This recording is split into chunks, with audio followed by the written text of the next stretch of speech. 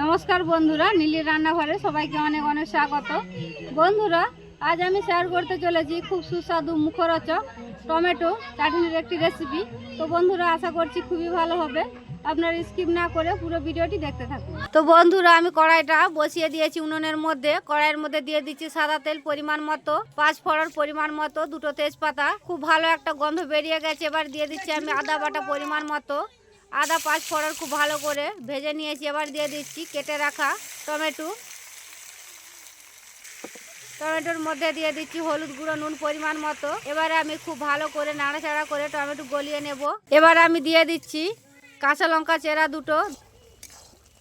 দেখুন, খুব ভালো করে গলিয়ে নিয়েছি।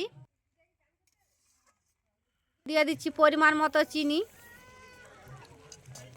এবার আমি দিয়ে দিচ্ছি আগে থেকেই দানা বের করে রাখা খেজুর কুলটা আমি আগে থেকে ভিজিয়ে রেখেছিলাম হালকা। এবার দিয়ে দিচ্ছি আমি কিশমিশ পরিমাণ মতো।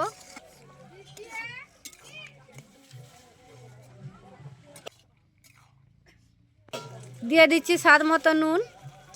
এবার আমি দিয়ে দিচ্ছি 100 গ্রামের বাতাসা দিয়ে কিছুক্ষণ ফুটিয়ে নামিয়ে নেব।